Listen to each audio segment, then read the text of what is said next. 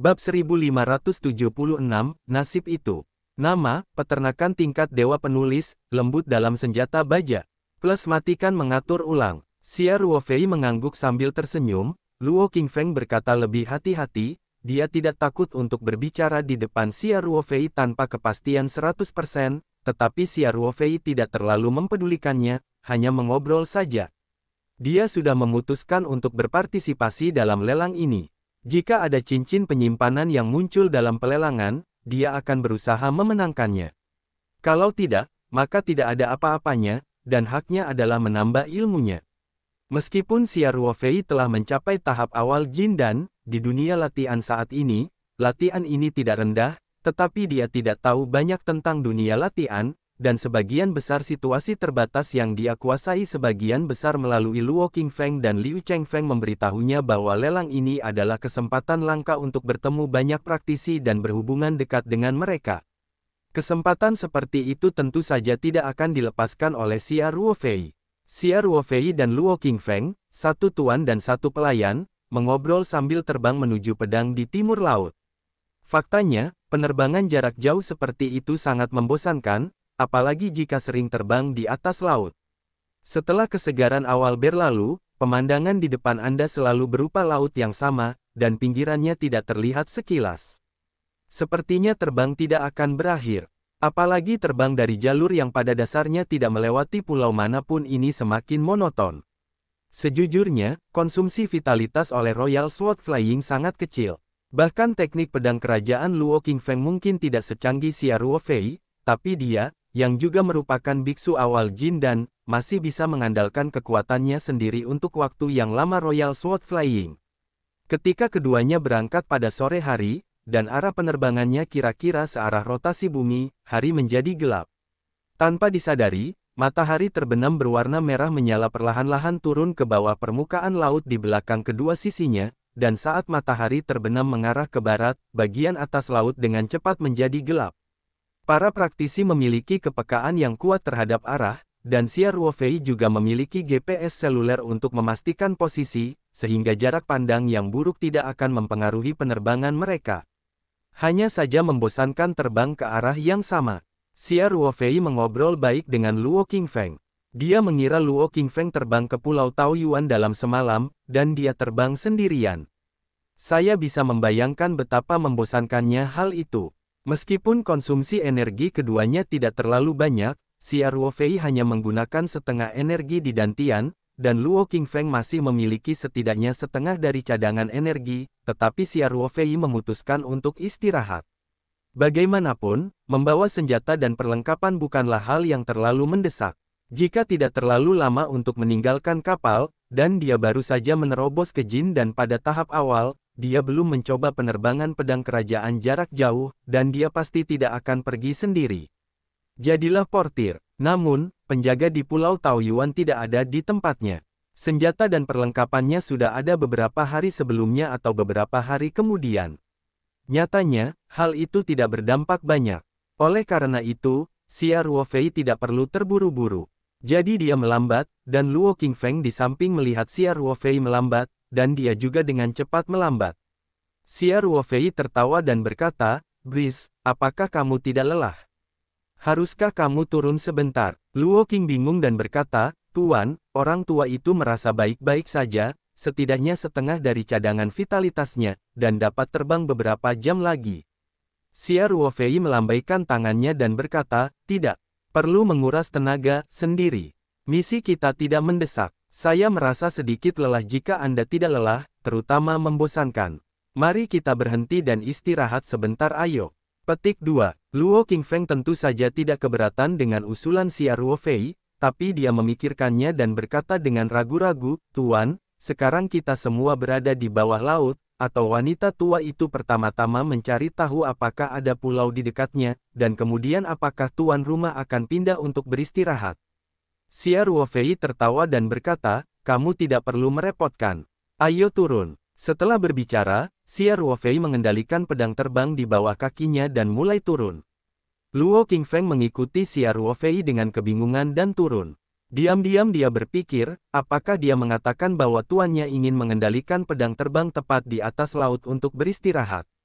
Apa gunanya ini? Membiarkan pedang terbang tetap ditangguhkan akan menghabiskan energi, dan kekuatan mental juga terus dikendalikan, dan itu tidak akan mencapai tujuan istirahat.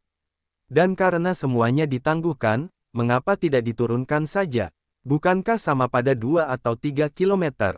Luo Qingfeng bingung, tapi tetap mengikuti Xia Ruofei dengan cermat, dan tidak pernah mengajukan pertanyaan. Xia Ruofei mengendalikan pedang peri Biou dan turun ke ketinggian 3 atau 4 meter dari permukaan laut. Ombak yang lebih besar dapat dilempar begitu tinggi, tetapi hanya 2 orang yang menginjak pedang terbang tersebut, dan penutup pelindung vitalitas terbentuk di luar, sekalipun air laut berjatuhan, tidak akan membasahi mereka. Xia Ruofei tersenyum dan berkata, Chang Feng, berdiri jauh. Luo Qingfeng bahkan lebih bingung, tapi dia masih seorang pilot Feijian yang jujur. Dia terbang lebih dari 10 meter dan melihat ke arah Xia Ruofei. Selanjutnya, adegan yang membuatnya terpana adalah Xia Ruofei memberi isyarat dengan lembut. Sebuah kapal pesiar sepanjang 10 meter muncul di atas permukaan laut, jatuh dengan ringan di laut, dan dengan lembut bergoyang mengikuti ombak. Luo Qingfeng masih dalam keadaan shock. Xia Ruofei telah menerbangkan Feijian, berhenti di atas dek kapal pesiar, lalu melompat dari Feijian, dan omong-omong, dia mengumpulkan Feijian ke dalam dantian. Dia memberi isyarat pada Luo Qingfeng dan berteriak, Chang Feng, ayo istirahat. Luo Qingfeng baru saja kembali sadar. Dia tampak luar biasa, terbang di atas pedangnya yang terbang. Ia masih memiliki rasa tidak realistis yang kuat saat mendarat di dek kapal pesiar dan merasakan goyangan kapal pesiar mengikuti ombak. Luo Qingfeng secara alami dapat menilai bahwa kapal pesiar ini harus disimpan di Xia Ruofei, dan Xia Ruofei juga mengatakannya sebelum keberangkatan. Jangan khawatir tentang kurangnya ruang untuk menyimpan senjata ajaib, yang menunjukkan bahwa Xia Ruofei harus memiliki cukup ruang. Senjata ajaib penyimpanan besar. Tapi Luo Qingfeng masih sedikit terkejut. Kapal besi, berbentuk aneh di depannya memiliki panjang lebih dari 10 meter, dan senjata ajaib penyimpanan Xia Ruofei benar-benar bisa muat, dan jelas masih ada banyak ruang untuk perjalanan Xia Ruofei. Memindahkan material dalam jumlah besar juga mengandalkan senjata ajaib ini. Seberapa besar ruang penyimpanan senjata ajaib ini? Sebaliknya, cincin penyimpanan Luo Qingfeng sendiri, yang sangat kecil, memiliki celah sebesar antara pondok jerami dan rumah mewah. Kapal pesiar ini secara alami adalah azimut Atlantis 34 yang digunakan oleh Xia Ruofei di Link to Space. Kapal pesiar ini tergolong berukuran kecil dan sedang dalam rangkaian kapal pesiar azimut. Ini adalah kapal pesiar olahraga dan tidak cocok untuk digunakan di wilayah laut terbuka, tetapi Xia Ruofei keluarkan saja dan istirahat, tentu saja tidak ada masalah. Di atas dek, adalah jembatan-jembatan layang. Xia Ruofei tidak perlu mengemudikan kapal pesiar, jadi dia langsung duduk di sofa dek. Dia memandang Luo Qingfeng, yang berdiri dengan pandangan kosong, dan berkata sambil tersenyum, Qingfeng, apa yang kamu lakukan? Ayo duduk sebentar, kamu tidak lelah setelah terbang dalam waktu yang lama. Luo Qingfeng baru saja bangun seperti mimpi dan segera membungkuk dan berkata, terima kasih atas bajumu. Lalu dia pergi ke kursi di seberang Xia Ruofei dan duduk. Xia Ruofei duduk dengan nyaman di sofa empuk, menatap langit berbintang, menikmati keheningan yang langka. Meski suara ombak laut terdengar dari telinganya dari waktu ke waktu, namun suara tersebut membuat lingkungan semakin sunyi. Terakhir kali saya merasa seperti ini adalah ketika Xia Ruofei mengarungi kapal pesiar Asmu yang lebih besar sendirian. Luo Qingfeng tidak berani berbicara di samping. Karena takut mengganggu tuannya, dia duduk diam untuk memulihkan napas. Meski aura di udara saat ini sangat tipis dan sangat rumit, sebagai biksu Jindan, ia masih bisa langsung terserap, namun sangat tidak efisien. Namun, Luo Qingfeng juga didasarkan pada gagasan bahwa mengobrol lebih baik daripada tidak sama sekali. Ia dapat memulihkan diri semaksimal mungkin, agar tidak menyeret kaki belakang pemiliknya pada penerbangan berikutnya. Waktu mengalir dengan tenang, Xia Ruofei tiba-tiba membuka matanya, menunjukkan sedikit keraguan, dan bertanya, Brice, apakah kamu sudah menemukannya? Luo Qingfeng pensiun dari kultivasinya dan bertanya dengan hampa, Guru, apa yang Anda temukan? Xia Ruofei memperhatikan sejenak. Faktanya, dia baru saja melepaskan kekuatan mentalnya untuk menyelidiki situasi di sekitarnya, dan menemukan bahwa di ujung jangkauan penginderaan kekuatan mentalnya, sebenarnya ada kapal pesiar mewah yang mengapung di atas ombak. Kapal pesiar itu jauh lebih besar dari azimut Atlantis 34 yang sekarang dinaiki Siar Ruofei. Bahkan kapal pesiar Azimu milik Siar Ruofei yang lebih besar saat ia berlayar terakhir kali lebih banyak daripada yang baru ia temukan. Bangunlah, temui penyihir kecil. Menurut informasi yang disampaikan melalui telepati, kapal pesiar tersebut memiliki panjang sekitar 160 meter dan lebar 10 meter. Ini jelas merupakan kapal pesiar super mewah yang bisa berlayar di lautan terbuka, dan daya tahannya lebih baik dibandingkan saat berlabuh di dermaga klub kapal pesiar. Kapal pesiar Asmo itu jauh lebih kuat. Kapal pesiar super mewah itu berjarak sekitar 10 km. Siar Ruofei tidak menyangka akan menemukan tempat untuk beristirahat, tetapi akan ada kapal lain di dekatnya, dan lautan luas tidak terbatas. Kemungkinan ini hampir sama dengan memenangkan lotre. Namun, Luo Qingfeng tidak menyadari apapun, dan Siar Ruofei merasa sedikit terkejut. Tampaknya jangkauan telepati Luo Qingfeng lebih kecil dari dirinya. Siar Ruofei berkata diam-diam di dalam hatinya. Posisi kapal pesiar ultra mewah pada dasarnya berada di tepi jangkauan penginderaan kekuatan mental Siar Ruofei. Luo Qingfeng tidak dapat merasakannya, menunjukkan bahwa itu berada di luar jangkauan kekuatan mentalnya. 10 km di utara kita, itu sekitar 20 mil, sebenarnya ada sebuah kapal. Siar Ruofei berkata sambil tersenyum, ini terlalu kebetulan. Luo Qingfeng terkejut. Dia membuka matanya dan bertanya, Guru, dapatkah kekuatan mental Anda menempuh jarak 20 mil? Siar Ruofei mengangguk dan berkata, seharusnya lebih jauh jika Anda menggunakan kekuatan penuh Anda, tetapi 25 mil harus menjadi batasnya. Ini karena kekuatan mental juga meningkat setelah terobosan ke tahap awal Jin dan, jika tidak cakupannya lebih kecil. Petik 2. Luo Qingfeng tidak bisa menahan diri untuk terdiam beberapa saat. Nada suara Siar Ruofei sepertinya tidak terlalu puas. Apakah ini sudah sangat bertolak belakang? Luo Qingfeng sendiri merasa malu untuk mengatakan bahwa jangkauan kekuatan mentalnya kurang dari 15 mil, yang jauh lebih buruk daripada 25 mil milik Siar Ruofei. Mereka semua adalah biksu awal di Jindan, dan Siar Ruofei berhasil menerobos kemarin. Bagaimana bisa terjadi kesenjangan sebesar itu? Luo Qingfeng memiliki keraguan tentang kehidupan. Setelah Siar Ruofei menemukan kapal pesiar itu, dia terbiasa berhati-hati, dan tentu saja kekuatan mentalnya terkonsentrasi ke arah itu, dan dia menyelidikinya secara mendetail. Sudut mulutnya sedikit miring, dan dia berkata pada dirinya sendiri, itu artinya. Kemudian, Siar Ruofei memberikan Biyu Xianjian dengan pemikiran yang tulus, dan berkata, Brice, kamu terus tinggal di sini untuk mengatur napas dan memulihkan vitalitas. Saya akan memeriksanya. Luo Qingfeng berkata tanpa sadar, Tuan, atau budak tua yang menemanimu. Jika ada sesuatu, lebih baik urus saja. Siar Ruofei berkata sambil tersenyum, apa yang bisa dilakukan oleh beberapa orang biasa di kapal itu. Saya akan kembali untuk melihatnya, Anda tidak perlu bola-balik, sesuaikan napas Anda di sini untuk pulih. Ya, itu kulkas di dapur belakang seharusnya ada minuman di dalamnya, jika Anda haus, pergi dan pegang sendiri. Petik 2. Ya, terima kasih Tuan. Luo Qingfeng melihat bahwa Siar Ruofei telah membuat keputusan, dan tentu saja dia tidak berani mengatakan lebih banyak, dan mengangguk dengan cepat dan setuju. Siar Ruofei melompat dan menginjak Fei Jian dengan mantap. Kemudian kekuatan mental dan vitalitas bersama-sama mendesaknya. Biou Xianjian segera naik ke langit, dan memimpin Siar Ruofei ke kecepatan utara. Pada saat ini, kapal pesiar super mewah yang terletak sekitar 10 km di utara kapal pesiar Asmu Atlantis 34 mereka mengambang dengan tenang di permukaan laut, dan sebuah lingkaran cahaya lampu ambien biru menyala di dekat permukaan air di sekitar kapal pesiar. Air di sekitarnya diwarnai dengan warna biru muda yang indah. Kapal pesiar itu terang benderang, dan keempat deknya terang benderang, tapi tidak ada seorang pun yang terlihat. Di dek kedua kapal pesiar, seorang pria kulit putih berusia 40-an terbaring pucat di tanah, bersandar di pagar dek, matanya bertautan dengan keputusasaan, ketakutan, dan kemarahan. Di seberangnya ada seorang pria kulit putih yang mirip dengannya, tapi beberapa tahun lebih muda.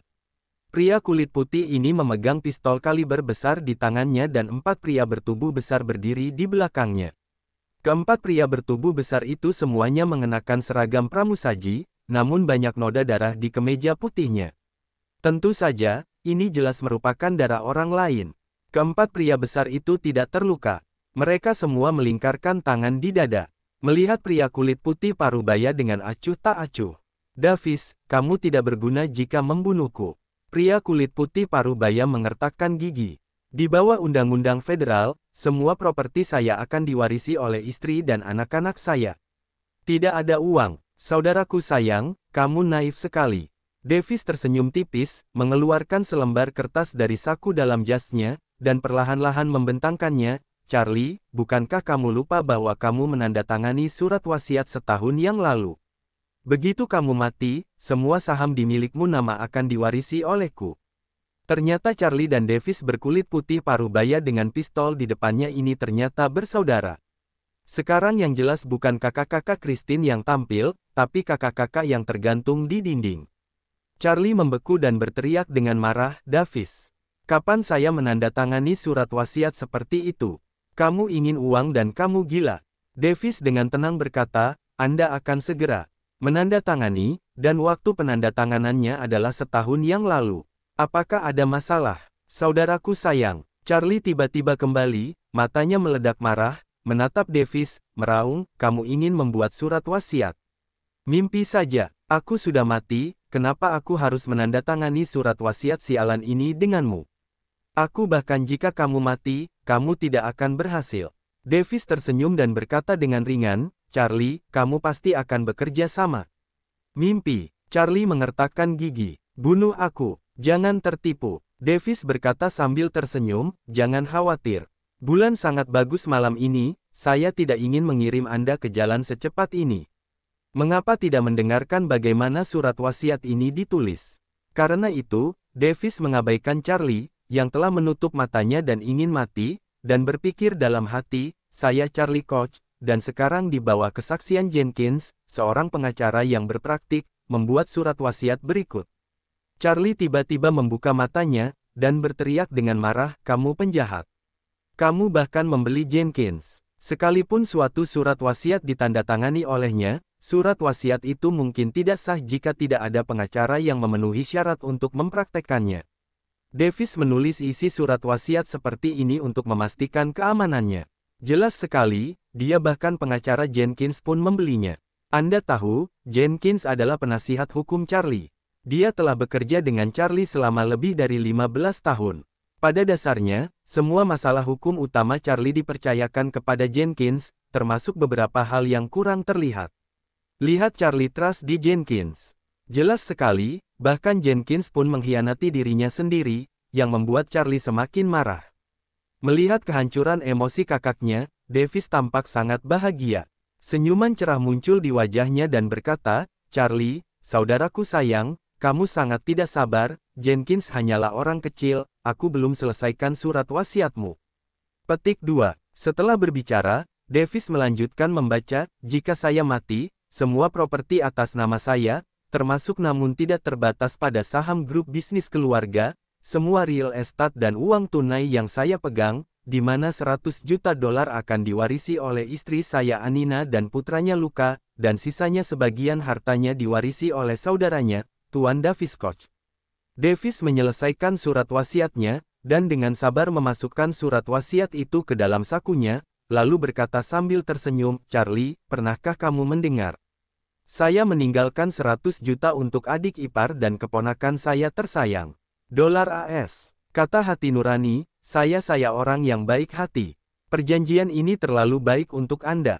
Setelah Charlie mendengarnya, dia sepenuhnya memahami bahwa alasan mengapa Davis mengeluarkan surat wasiat ini tanpa rasa takut dan memutuskan bahwa dia akan menandatanganinya adalah karena dia telah sepenuhnya menguasai inisiatif tersebut dan memahami psikologinya. Memang benar jika dia bersikeras untuk tidak menandatanganinya, dia akan sangat terpukul malam ini. Menurut hukum federal, istrinya Anina akan menjadi pewaris tingkat pertama dan dapat mewarisi propertinya. Tapi Charlie tahu betul bahwa dia sudah tidak hidup lagi, meninggalkan Anina dan anak yatim piatu serta janda Luka, bahkan jika mereka mewarisi semua warisannya, kemampuan apa yang bisa mereka pertahankan? Davis hanya perlu membiarkan ibu dan putranya menghilang tanpa menyadarinya, seperti yang dia lakukan pada dirinya sendiri, dan dia dapat mewarisi properti tersebut secara wajar. Tentu saja, Charlie juga telah memahami pemikiran Davis.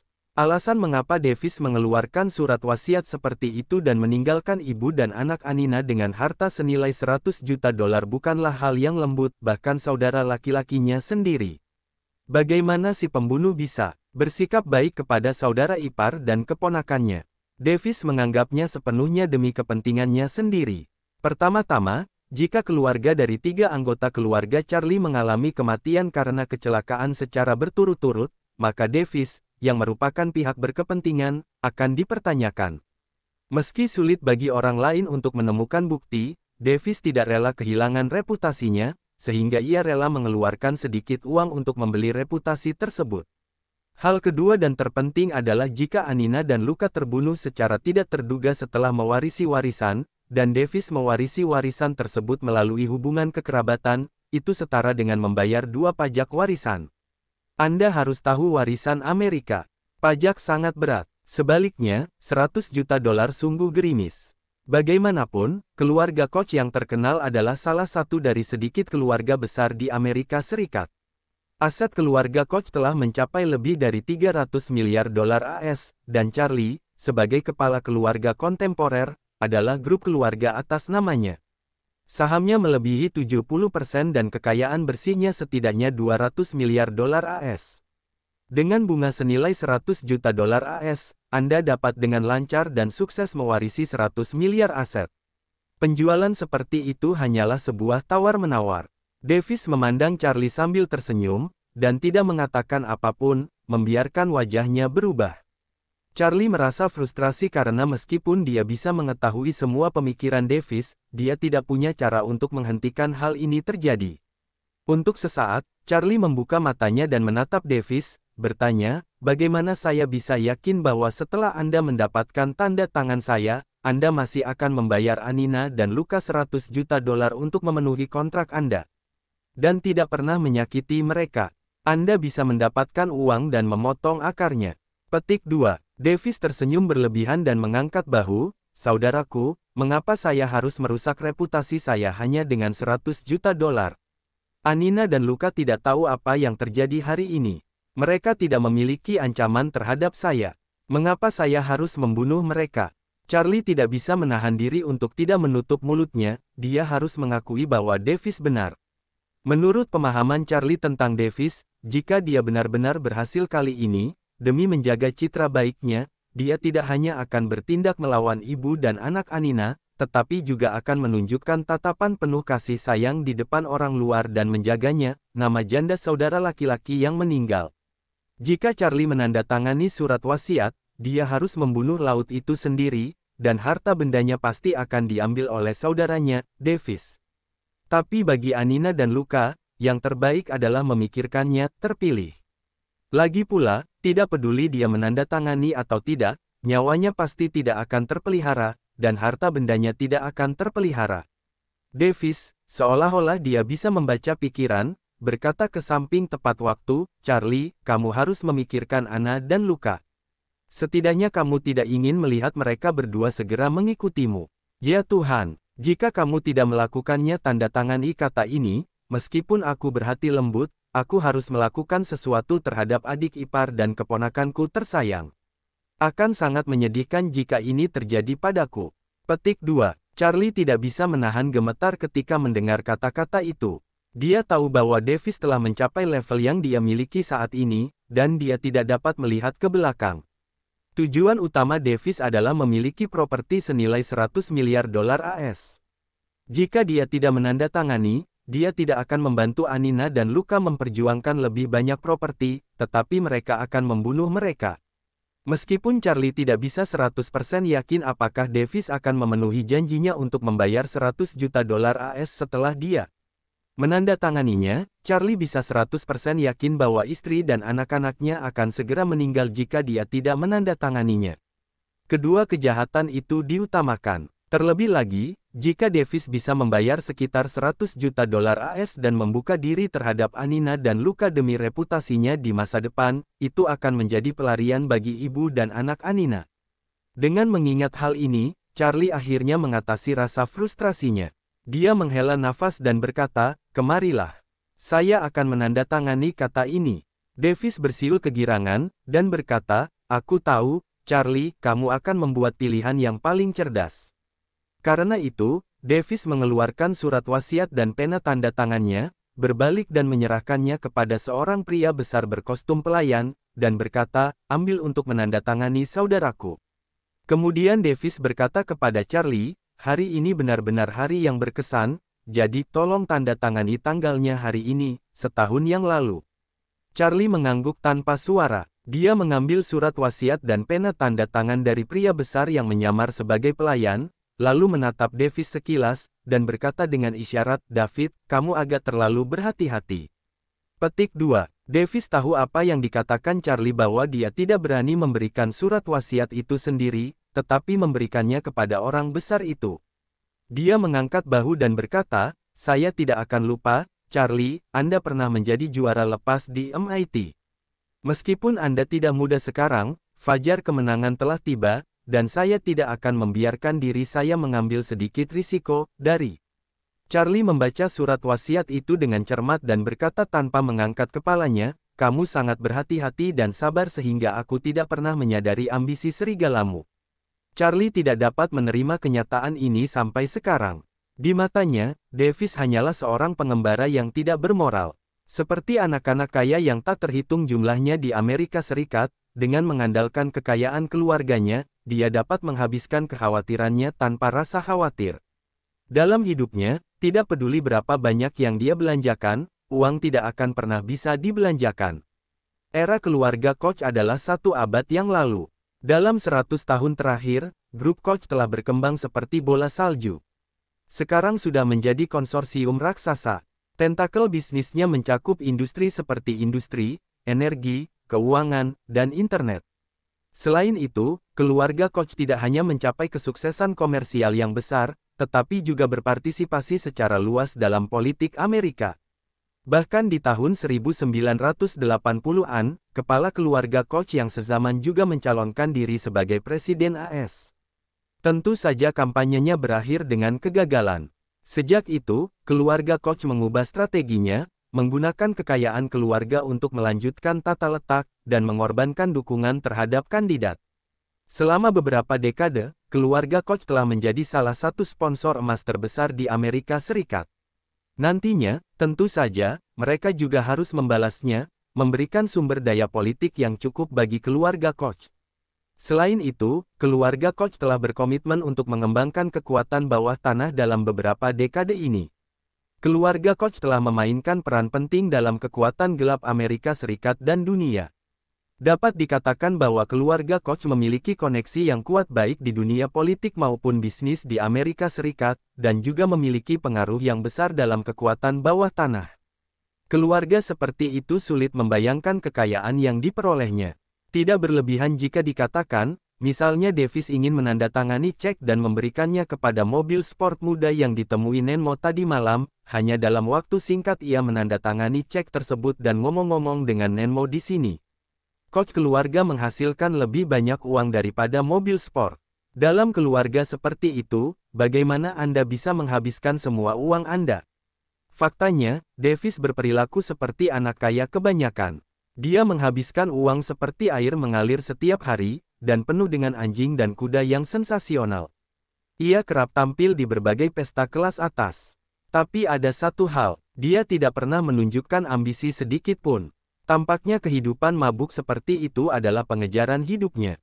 Keluarga Koch memiliki 2 saudara laki-laki, Charlie dan Davis, dan sisanya adalah cabang sampingan. Mereka memiliki sedikit saham dan sebagian besar bergantung pada keluarga utama untuk bertahan hidup.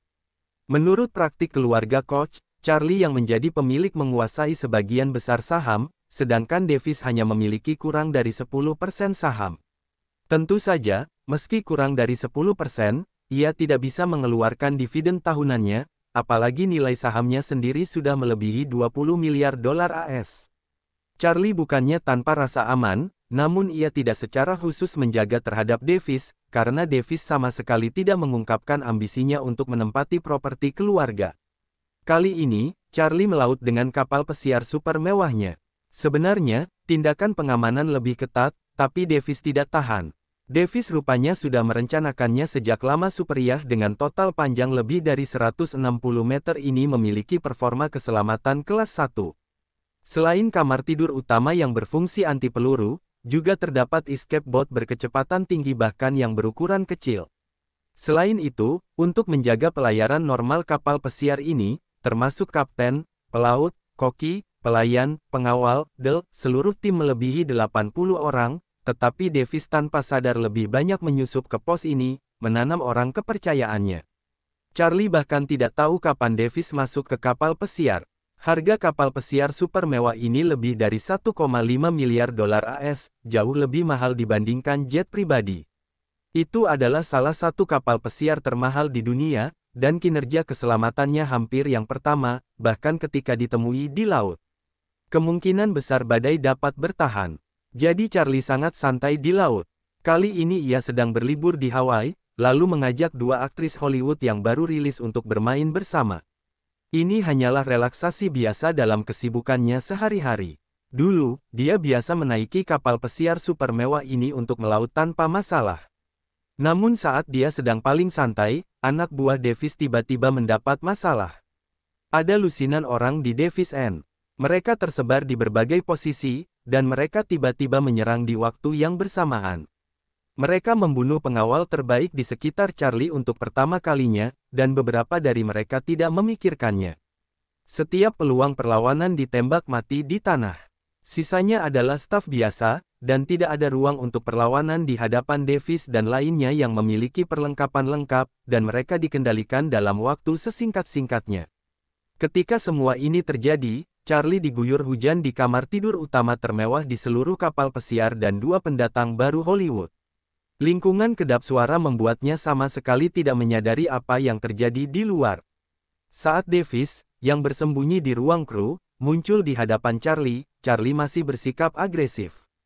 Selanjutnya, semuanya berada di bawah kendali Davis.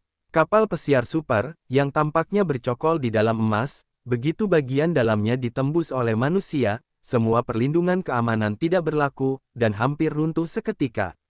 Davis memaksa awak kapalnya untuk mengarungi kapal pesiar di lepas pantai Hawaii, menuju laut lepas yang jauh dari jalur tradisional.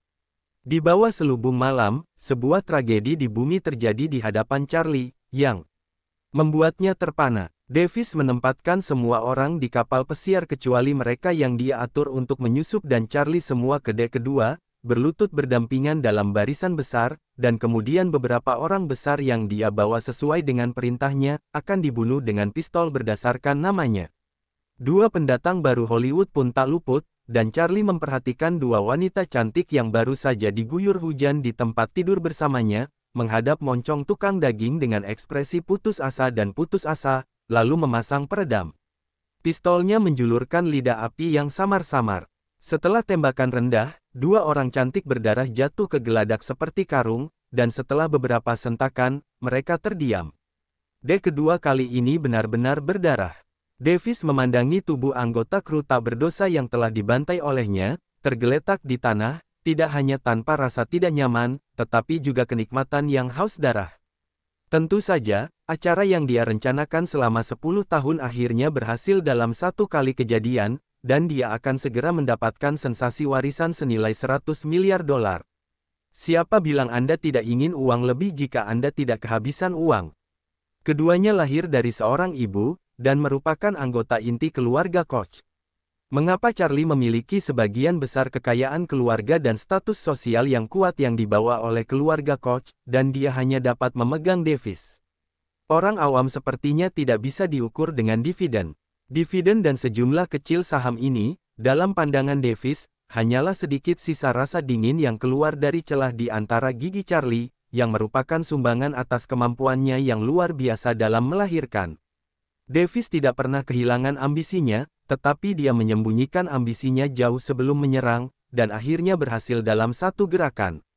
Dia meminta anak buahnya untuk mengemas semua mayat ke dalam tas, mengikat beban dengan kabel baja, dan kemudian maju ke laut satu per satu. Wilayah laut ini jauh dari Amerika Serikat dan Kepulauan Hawaii, dan jalur laut tradisional belum lewat di sini. Pada dasarnya tidak ada kapal yang lewat di sini. Di lautan luas yang tak berujung, mayat-mayat ini tidak akan pernah dibuang. Ditemukan oleh seseorang. Charlie menyaksikan mayat anggota staf dibuang ke laut seperti pangsit. Hatinya putus asa karena dia tahu inilah gilirannya. Davis mendapatkan kapal pesiar tersebut di laut lepas, dan tampaknya tidak berencana mengembalikan kapal pesiar tersebut. Dia pasti sudah memikirkan cara untuk pergi. Mungkin perahunya akan mengikutinya. Kemudian dia akan langsung meninggalkan kapal pesiarnya, dan dia akan menenggelamkan istana laut bernilai miliaran dolar ini. Kembali ke Amerika untuk mencari rumah. Yang tidak disangka Charlie adalah Davis juga curiga bahwa mencari properti secara langsung terlalu merepotkan, dan pajaknya terlalu tinggi, dan dia benar-benar membuat surat wasiat. Yang membuat Charlie semakin sedih adalah dia benar-benar tidak punya pilihan. Sekalipun dia tahu bahwa dia sudah mati setelah menandatangani, dia hanya bisa menandatangani dengan patuh. Memikirkan hal ini, Charlie tidak bisa menahan perasaan sedih. Tangannya yang memegang pena gemetar dan ragu-ragu untuk waktu yang lama. Setelah konfrontasi yang kuat, pada akhirnya akal mengalahkan kebencian. Dia menandatangani namanya di surat wasiat dengan air mata di wajahnya, dan menulis waktunya setahun yang lalu seperti yang diminta oleh Davis. Davis mengambil surat wasiat dari orang kepercayaannya, dan setelah memastikan bahwa tidak ada masalah, dia tidak bisa menahan tawa dan tertawa. Charlie merasa malu, dan tiba-tiba terjatuh di geladak, putus asa. Setelah Davis tertawa, dia perlahan memfokuskan matanya pada Charlie dan berkata perlahan, "Charlie, tahukah kamu, hanya karena aku lahir beberapa tahun lebih lambat darimu, semua aura terfokus padamu, sejak kecil kamu telah dilatih sebagai penerus keluarga, dan aku seperti hewan peliharaan yang ditawan. Ya Tuhan, perasaan itu sangat buruk, aku bersumpah kamu belum pernah mengalaminya. Untungnya, aku akhirnya menunggu sampai hari ini, kamu tahu bagaimana rasanya." Saat dia mendekati Charlie selangkah demi selangkah, sambil memasukkan peluru pistol kaliber besar di tangannya.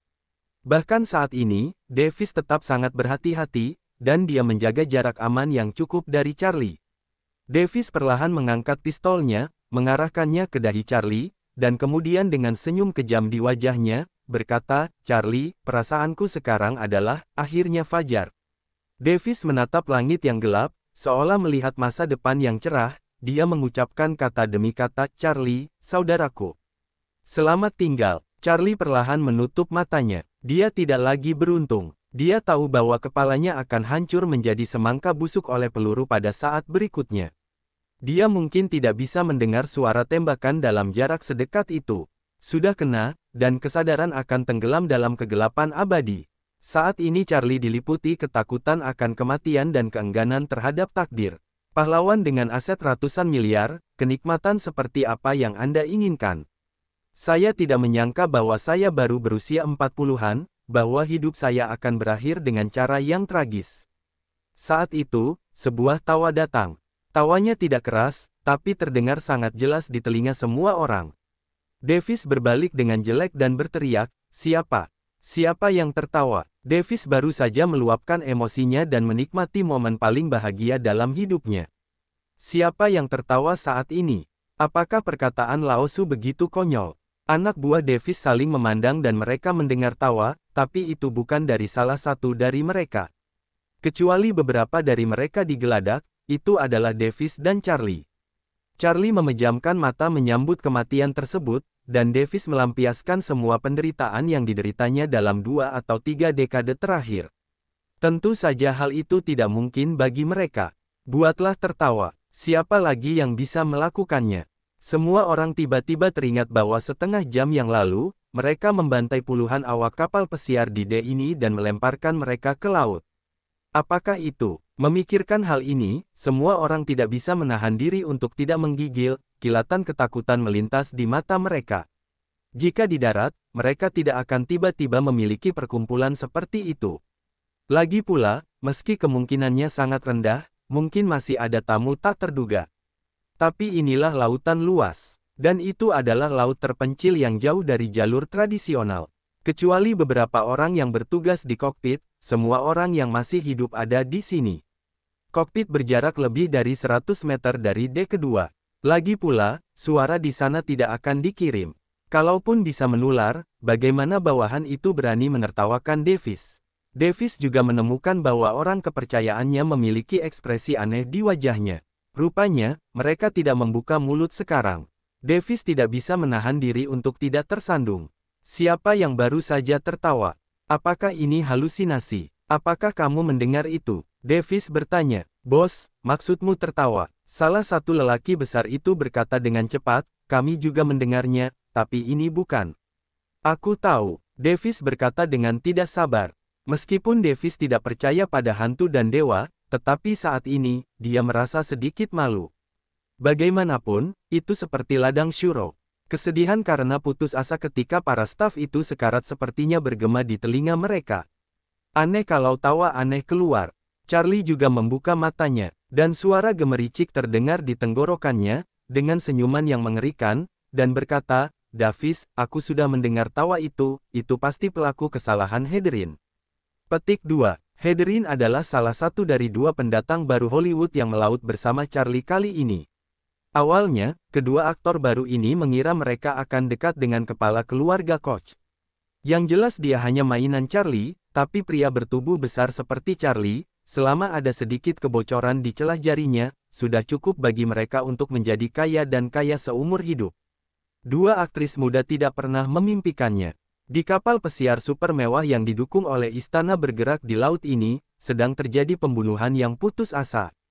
Impian bintang keduanya baru saja dimulai dan mereka menghilang. Bisa dibayangkan betapa tidak nyamannya kedua aktris ini saat sekarat. Diam untukku, Davis berteriak dengan panik. Aku tidak takut pada mereka hidup-hidup, tapi sekelompok semut. Sekarang mereka semua mati, apakah aku masih takut pada mereka? Tapi wajahmu dipenuhi rasa takut. Charlie segera berkata, dia sudah lama berharap, jadi dia menghindar, tidak takut membuat marah Davis. Wajah Davis sangat kejam, dia dengan tajam mengangkat senjatanya ke arah Charlie, mengertakkan gigi dan berkata, kalau begitu aku akan membiarkanmu melihat Tuhan terlebih dahulu, tidak. Itu untuk melihat setan. Pergilah dengan Hedrinmu ayo. Petik 2. Setelah berbicara, Davis menarik pelatuknya dengan panik, dan Charlie sudah menduga semua ini. Dia menggigil dan menutup matanya untuk menghadapi kematian. Namun, Charlie menunggu beberapa detik tanpa mendengar suara tembakan dan tanpa rasa sakit. Apakah saya mati sebelum saya sempat merasakannya? Ide itu muncul di benak Charlie.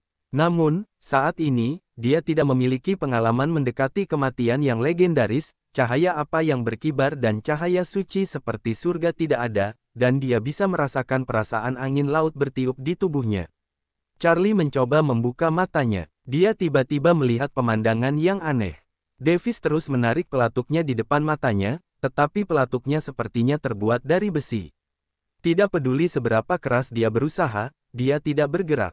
Charlie bahkan melupakan rasa takut akan kematian saat ini. Dia dengan penasaran memandang Davis, yang seperti angin, dan berkata pada dirinya sendiri yang mana yang sedang bermain. Apakah pelatuk pistol itu begitu berat? Hati Davis hancur saat itu, dan dia tidak tahu mengapa pistolnya seperti tertancap. Yang lebih menakutkan lagi adalah ketika dia ingin membuang pistolnya dan menggantinya, dia menemukan bahwa pistol itu sepertinya tertancap di tangannya dengan lem yang kuat, dan dia tidak bisa mengocoknya. Apakah benar ada hantu yang datang untuk membunuh? Davis memiliki pemikiran di dalam hatinya, dan bulu kuduknya tiba-tiba bangkit, tertiup angin laut, dan berperang dingin sekaligus. Sifat yang mendominasi semua ini adalah Siar Wofei dari Royal Sword. Faktanya, ketika Siar Wofei menemukan kapal pesiar tersebut, anak buah Davis telah menyelesaikan pembantaian yang mengerikan, dan dia melemparkan mayatnya ke laut. Adegan inilah yang menarik perhatian Siar Wofei. Selama penerbangannya dari Royal Sword ke kapal pesiar super mewah ini, percakapan Charlie dan Davis tentu saja terdengar olehnya. Percakapan ini memberi Siar Wofei pemahaman umum tentang semuanya. Ditulis bersama ini adalah kebencian besar saudara-saudara di tembok. Siar Wofei tidak tahu tentang Charlie dan Davis dan tidak bisa mengatakan kepada siapa dia cenderung. Namun, dia tentu saja tidak setuju dengan Davis.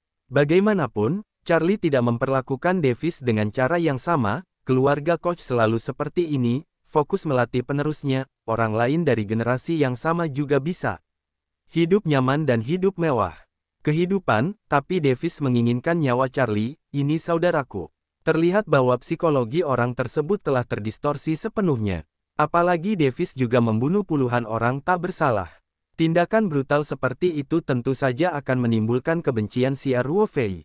Jarak sekitar 10 km hampir dalam jangkauan Royal Sword Flight, jadi Xia Ruofei sudah tiba. Hanya saja dia tidak langsung muncul. Mengambil kultivasi Xia Ruofei sebagai contoh, jika dia ingin menyembunyikan nafasnya, apalagi orang-orang biasa di dalamnya, bahkan biksu biasa di masa pemurnian pun sulit menemukannya. Davis dan Charlie tentu saja tidak menyadarinya. Mereka bahkan tidak tahu kalau itu ada di sisi kiri kapal pesiar.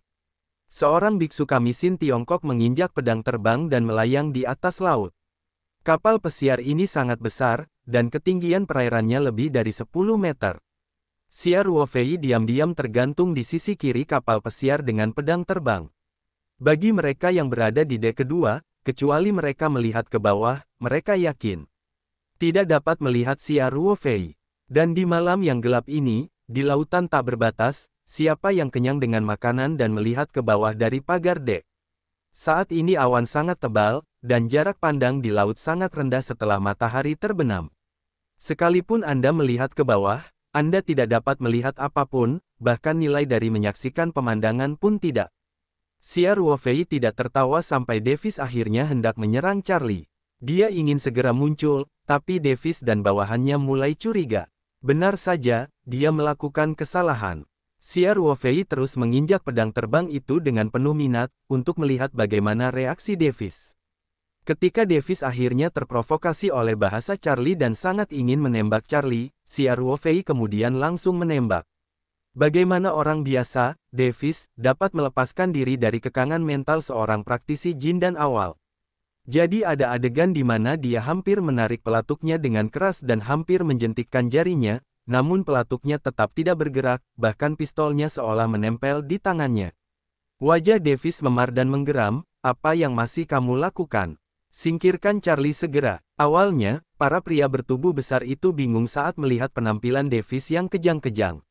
Setelah mendengar kata-kata Davis, mereka terbangun seperti mimpi, dan dengan cepat mengeluarkan pistol dari pinggang dan membidik ke arah Charlie.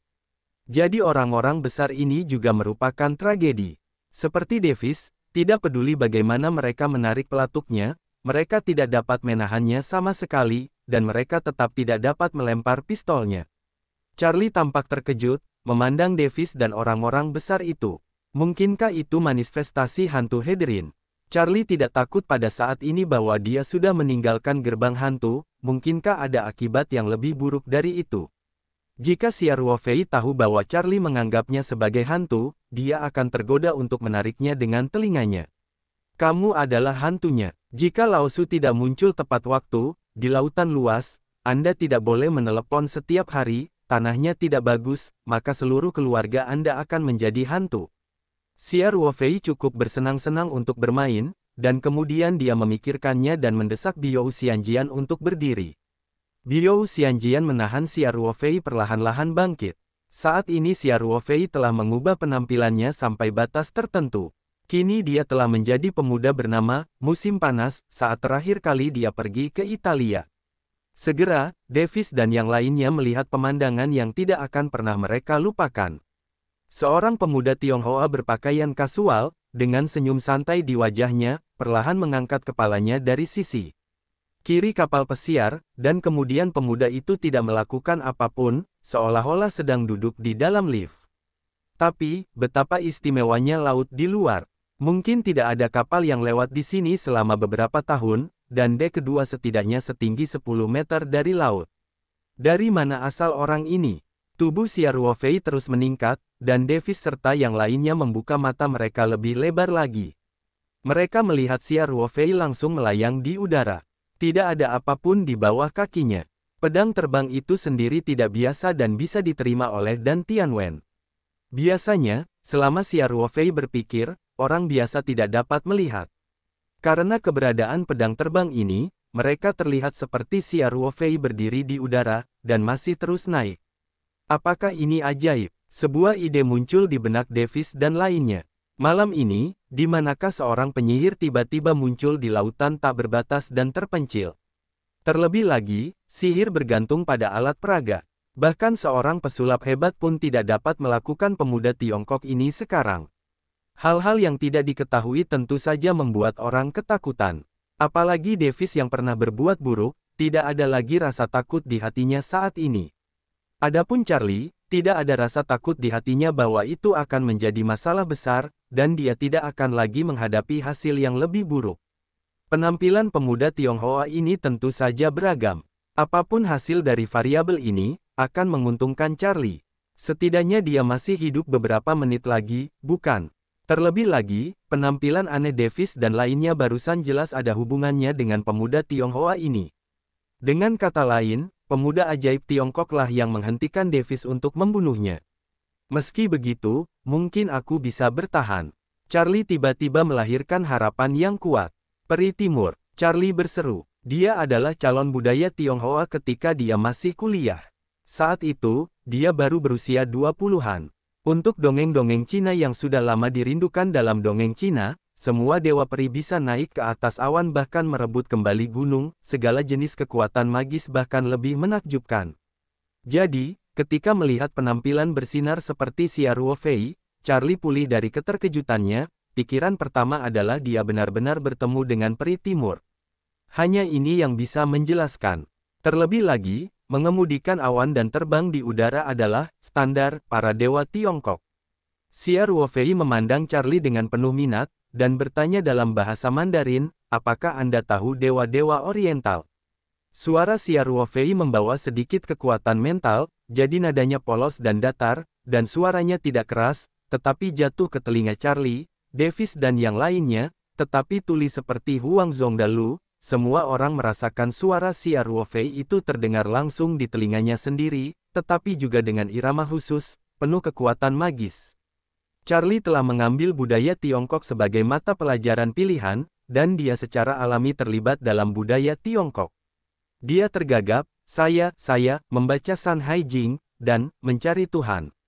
Permisi, Anda, Yang Mulia, apakah Dewa Timur? Xia Ruofei memiliki senyum misterius di wajahnya, dan alih-alih menjawab kata-kata Charlie, dia mengalihkan perhatiannya ke Davis dan yang lainnya. Ketika Xia Ruofei muncul, Davis secara naluriah ingin melarikan diri, karena semua ini sepertinya di luar kendali mereka. Meskipun kapal pesiar itu sekarang berada di lautan luas, mereka tidak punya tempat untuk lari, dan tidak punya pilihan sama sekali, tetapi secara tidak sadar masih ingin menjauh dari Xia Ruofei. Namun, Davis dengan sedih menemukan bahwa sekarang mereka tidak hanya tidak dapat menarik pelatuknya dan melemparkan pistolnya, kaki mereka sepertinya dipaku ke geladak, dan mereka tidak bisa bergerak satu sen pun. Tatapan Xia Ruofei sangat damai, tetapi Davis dan yang lainnya terhanyut oleh tatapannya, tetapi punggung mereka merinding. Xia Ruofei memandang Davis dan berkata dengan ringan dalam bahasa Mandarin, demi kepentingan Anda sendiri, bahkan saudara ipar Anda ingin membunuh, itu bukan pelanggaran. Davis sama sekali tidak mengerti bahasa Mandarin, tapi dia sudah takut pada Xia Ruofei, dan dia gemetar dalam bahasa Inggris dan bertanya, maaf, apa yang Anda inginkan, Tuan?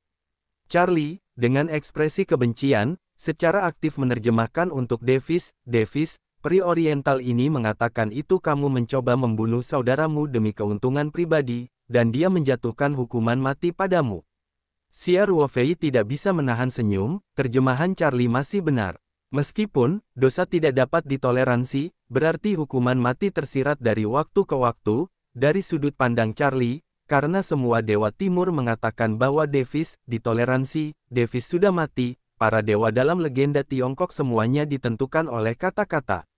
Davis mendengar bahwa wajahnya telah banyak berubah, dan dia menangis panik, tidak. Dia bukan hakim. Bahkan jika saya telah melakukan 100 pembunuhan tingkat pertama, saya akan dijatuhi hukuman mati oleh hakim federal. Xia Ruofei secara alami mengerti bahasa Inggris, tetapi dia tidak mengatakan apa-apa, tetapi memandang Davis yang berjuang dengan penuh minat.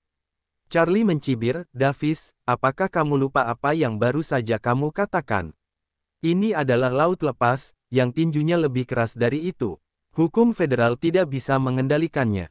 Karena makhluk abadi dari timur menjatuhkan hukuman mati padamu, maka kamu mati. Baru saja Charlie benar-benar menangis setiap hari seharusnya tidak terlalu buruk. Tanpa diduga, balasannya tidak menyenangkan. Tepat ketika dia akan kehilangan nyawanya, dia tiba-tiba turun dari timur ke timur, dan sepertinya dewa itu berdiri di sisinya, itu adalah Liu Yanhuaming dari desa lain. Peri Timur, Davis berkata cepat, tolong jangan bunuh saya. Saya punya banyak uang. Kekayaan bersih saya lebih dari 100 miliar dolar AS, saya dapat berkontribusi untuk Anda semua, Anda. Anda membunuh Charlie, seluruh properti keluarga Koch adalah untukmu. Petik 2. Wajah Charlie sedikit berubah, tapi dia berpikir sejenak bahwa Peri Timur seharusnya tidak memahami kata-kata Davis, dan hatinya sedikit lebih stabil. Charlie berkata, Davis, jangan berjuang sampai mati. 100 miliar dolar AS yang kamu katakan adalah milikku.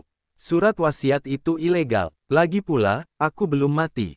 Peri Timur menyelamatkanku, aku itu seumur hidupnya, apalagi properti. Akulah yang menyumbangkan properti itu. Apa hubungannya denganmu? Petik 2. Xia Ruofei tidak bisa menahan senyum ketika dia melihat ini dan sengaja menyembunyikan kata-kata Davis. Lagi pula, beberapa orang bisa mati demi puluhan ribu dolar. Apalagi properti ratusan miliar dolar. Ada lebih banyak orang yang menginginkan uang dan mati dia tidak akan mengorbankan kekayaan keluarga Koch, setidaknya tampaknya orang ini masih menjadi teman baik. Charlie kemudian berkata kepada Xia Ruofei dalam bahasa Mandarin, Tuan Peri Oriental.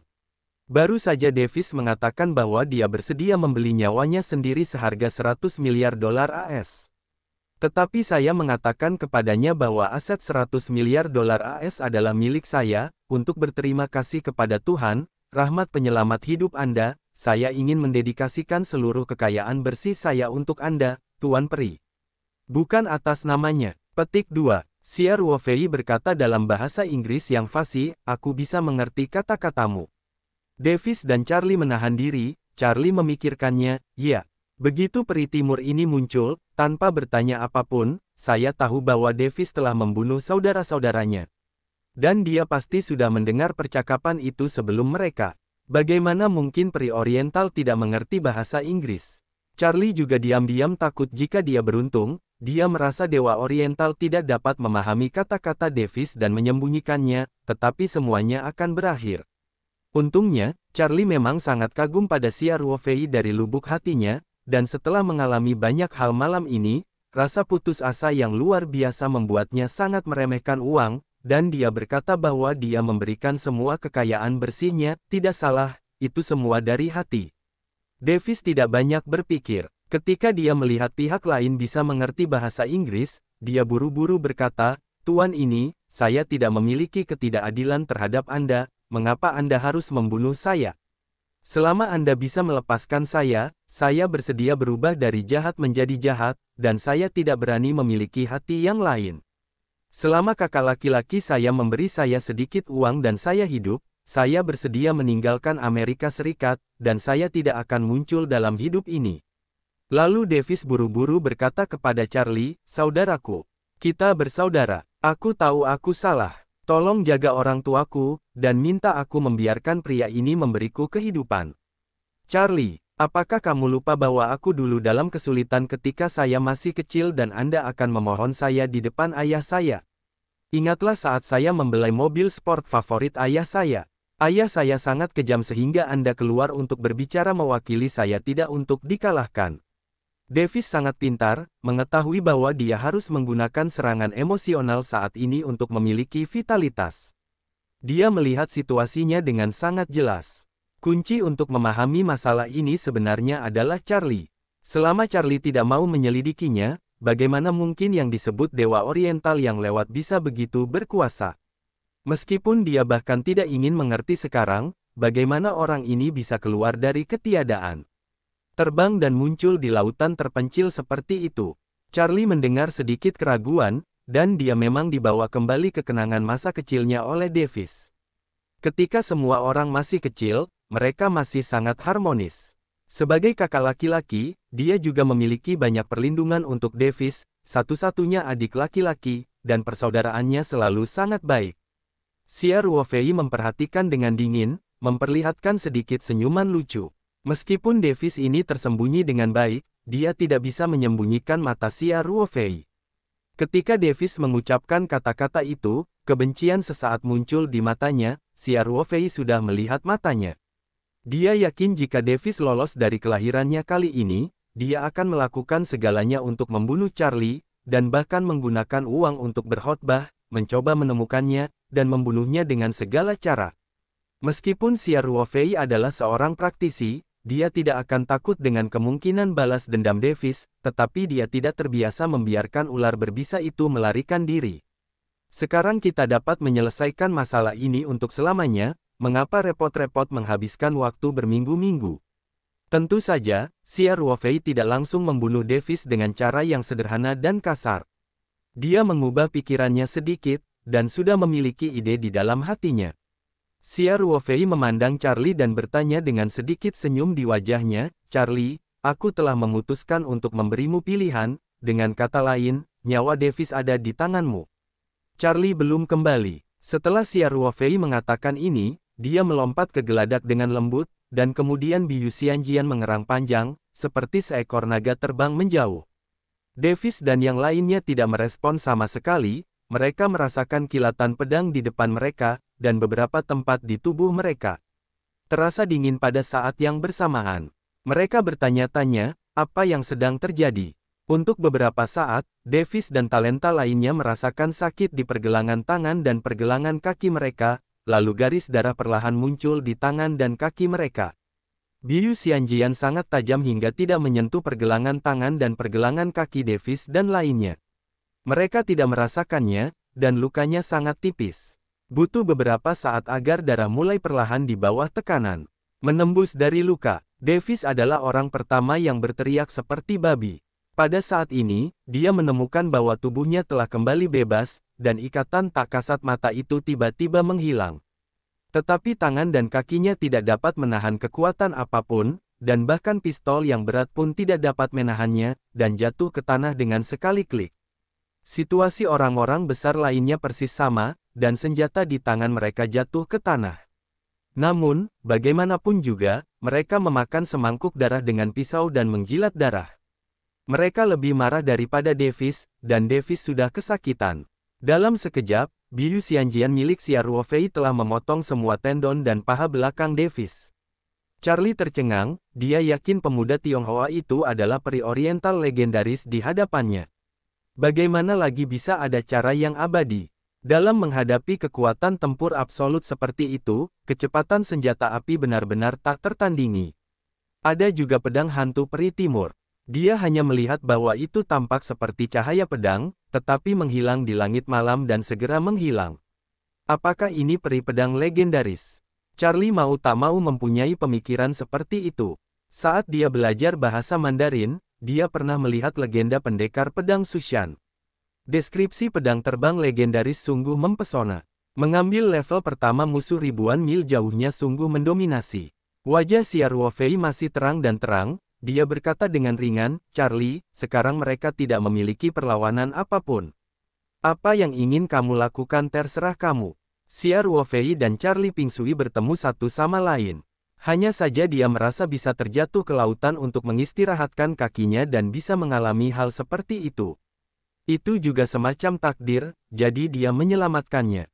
Jika penyembunyian Charlie membanjir dan dia memutuskan untuk melepaskan Davis, dia tidak akan punya pendapat apapun. Jika Charlie benar-benar rela mengampuni nyawa Davis, tendon dan paha belakang Davis bahkan berharap bisa mengambilnya kembali, lagi pula Biyu Xianjian benar-benar terlalu tajam, operasi Xia Ruofei bahkan lebih halus, sehingga sayatannya bisa dikatakan sangat datar, dan tidak melukai tempat lain. Selama ahli bedah yang baik ditemukan untuk melakukan operasi tepat waktu, pemulihan total tidak mungkin dilakukan, tetapi paling banyak akan sedikit merepotkan untuk bergerak, dan tidak akan berada di kursi roda selama sisa hidup saya. Tentu saja, jika Charlie benar-benar membuat pilihan seperti itu, Xia Ruofei akan sedikit kecewa padanya, tapi itu hanya kekecewaan.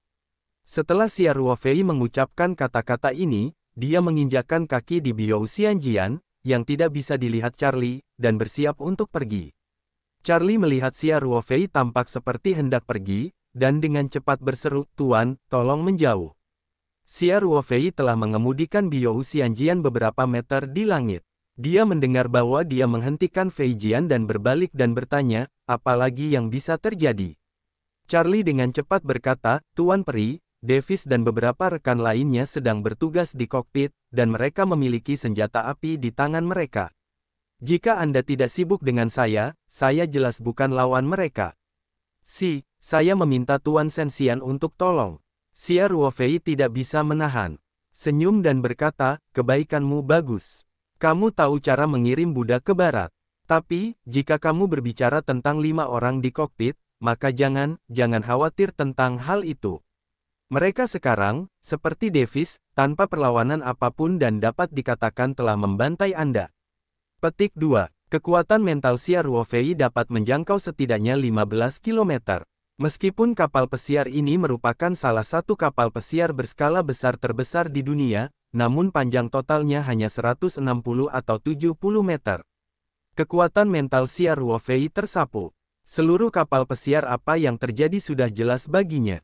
Sebelum dia tiba, Davis telah membunuh semua kru, pengawal, dan staf lainnya di kapal pesiar tersebut. Tentu saja, kaki tangan Davis tertinggal, dan orang-orang itu sedang mengobrol di kokpit. Tidak bisa lepas dari deteksi Xia Ruofei, keduanya kontras, identitas orang-orang ini telah dikonfirmasi. Oleh karena itu, ketika Xia Ruofei baru saja melepaskan Biou Xianjian, pertama-tama dia memotong tendon dan tendon Davis dan lainnya, lalu melintasi busur yang indah untuk terbang langsung ke kokpit. Bagi Xia Ruofei, tidak ada usaha sama sekali. Meskipun dia tidak dapat mencapai level pertama yang jaraknya ribuan kilometer dari peri pedang legendaris, tetapi dalam jangkauan kekuatan mentalnya, kontrol yang tepat atas posisi yang jaraknya lebih dari 100 meter, tidak ada kesulitan. Ini hanya selesai dalam pemikiran Xia Ruofei. Kecepatannya sangat cepat, dan kedua ujung kapal pesiar, yang terpisah dari kokpit, berjarak lebih dari 100 meter. Suara di sana tidak terdengar, jadi Charlie sama sekali tidak menyadarinya. Tentu saja, Charlie yakin dengan kata-kata Xia Ruofei. Setelah mendengar kata-kata itu, dia tidak bisa menahan diri untuk tidak melebarkan matanya dan bergumam, kontrol pedang terbang jarak jauh. Apakah orang dewasa itu peri pedang legendaris? Xia Ruofei tidak bisa menahan tawa, dan berkata, "Kamu tahu banyak. Tapi aku bukan peri pedang. Yah, aku sudah lama di sini, dan aku akan menyerahkan sisanya padamu." Petik 2. Setelah berbicara, Xia Ruofei memikirkannya, dan Biou Xianjian membawanya terbang menjauh dari kapal pesiar. Charlie berteriak dari sakunya dengan cepat, "Tuan, ini informasi kontak saya, mohon pastikan untuk menerimanya." Charlie yang menyelamatkan nyawa, sangat berkesan. Saya berharap mendapat kehormatan bekerja untuk Godfair di masa depan. Charlie berpikir bahwa peri pedang timur ini mungkin tidak menyukai hal-hal umum seperti uang, tetapi jika Tuan Peri memiliki beberapa masalah di dunia yang tidak ingin dia atasi, maka dia akan memiliki kesempatan untuk berbagi kekhawatirannya dengan Tuhan. Peri, dari sudut pandang Charlie, bisa menjalin hubungan dengan peri oriental yang ajaib adalah kesempatan yang langka. Terlebih lagi, dia menerima bantuan yang begitu besar hari ini, dan bahkan nyawanya diselamatkan oleh Tuan Peri. Dia juga dengan tulus berharap suatu hari nanti dia bisa membalas Tuan Peri dengan cara yang pantas. Tapi Charlie menemukan bahwa setelah berbicara, sosok Lord Fiery menjadi sangat kecil, rupanya dia terbang begitu jauh dalam sekejap, dan dia harus membuka matanya dengan susah payah untuk melihatnya melalui sedikit cahaya bulan. Sosok terbang di udara. Charlie sedang memegang kartu nama yang terbuat dari emas murni di tangannya, dan benar-benar hilang dalam angin dingin. Pada saat ini, kekuatan tak terlihat datang, menggulung kartu nama di tangannya, dan terbang ke arah yang baru saja ditinggalkan oleh Tuan Peri. Pada saat yang sama, telinga Charlie mendengar suara Tuhan yang abadi tadi, "Saya telah menerima kartu nama Anda. Jika perlu, saya akan menghubungi Anda." Charlie tiba-tiba berubah dari sangat kehilangan menjadi ekstasi, dia berteriak dengan cepat, "Ya. Terima kasih, Tuan Peri. Kamu berjalan perlahan." Pada akhirnya, Dia benar-benar tidak tahu harus berkata apa, dan akhirnya mendapat kata, berjalan lambat, dalam mood. Tidak ada lagi suara dari dewa peri itu, dan sosoknya dengan cepat menghilang ke dalam malam. Terbang di udara, mengambil benda di udara, menerbangkan pedang dari jarak jauh. Metode ajaib seperti itu mengejutkan hati Charlie.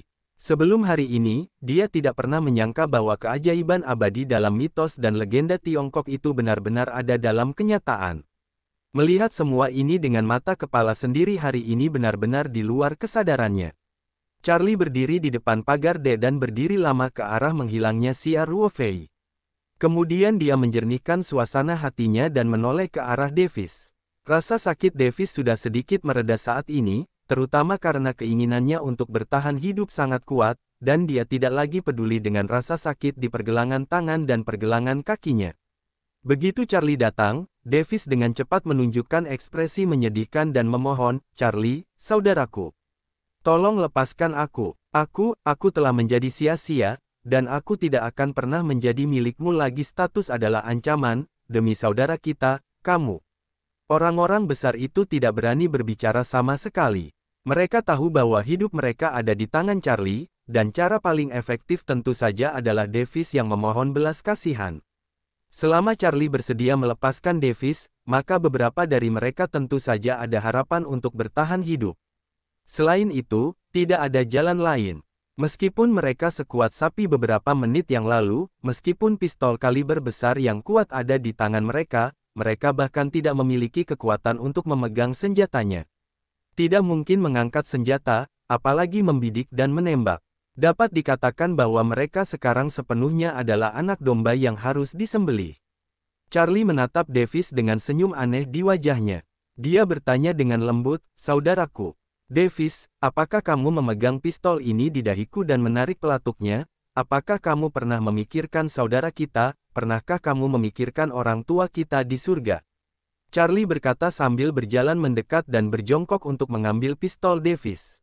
Dia bermain dengan pistol di tangannya dan menatap Davis dengan pandangan main-main. Davis memohon sambil menangis dan memohon, Aku benar-benar hantu, ini saat yang membingungkan. Charlie, tolong jangan pedulikan aku sebagai orang sampah, hanya perlakukan aku seperti kentut. Ayo aktif." Charlie tidak bisa menahan tawa, dia mengangguk ke dahi Davis dengan pistol, dan berkata, "Kamu bisa membungkuk dan meregangkan tubuh, itu benar-benar saudaraku yang baik. Kenapa aku tidak melihatnya sebelumnya?" Berada di depanku ia selalu berperilaku tanpa sadar, dan memiliki temperamen yang sangat panas. Ia dapat keluar tanpa sepatah kata pun. Itu adalah gambaran generasi kedua tanpa otak. Yang mana dirimu yang sebenarnya? Davis tidak bisa membantu tetapi menjadi miskin, dan dia memang telah menyamar dengan sangat baik sehingga Charlie hanya mempunyai sedikit pertahanan terhadapnya. Jika sesuai dengan karakter sebelumnya, meskipun pistol diarahkan ke kepalanya, tidak mungkin untuk mengatakan hinaan seperti itu. Charlie berdiri dan mengambil tali dari D. Tali yang mereka gunakan untuk mengikat mayat hanya tersisa sedikit. Davis dengan cepat menggerakkan tubuhnya dengan sia-sia, berusaha menjauh dari Charlie. Dia berseru, "Charlie, apa yang kamu lakukan?" Charlie mengikat kedua kaki Davis dan mengikatnya ke pagar D, dan berkata, "Jangan takut, meskipun itu akan membunuhmu, jangan sekarang." Setelah berbicara, Charlie melakukan hal yang sama dan mengikat orang-orang besar itu bersama-sama.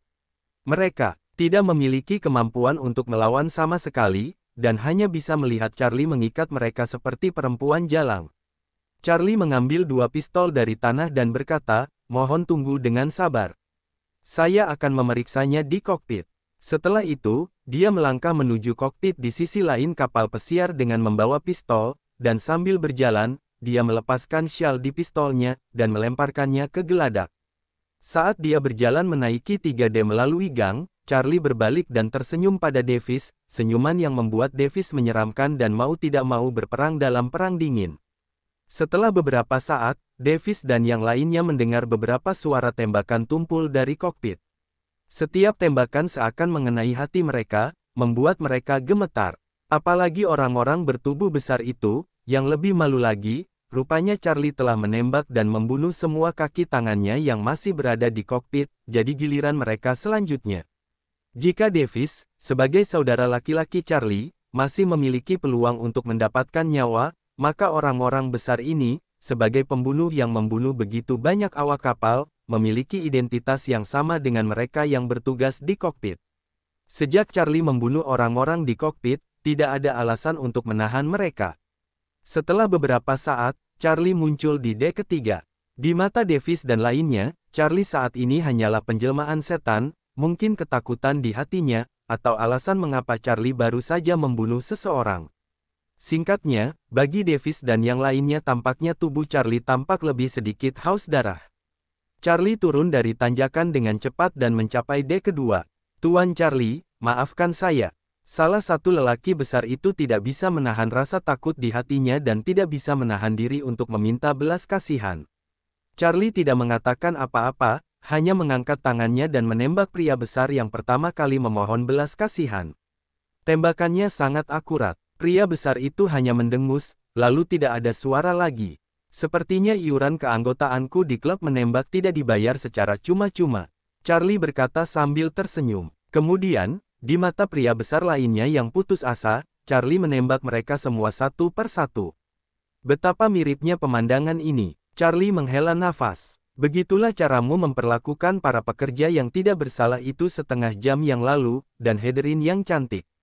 Dengan mengatakan itu, Charlie mengarahkan pandangannya pada Davis.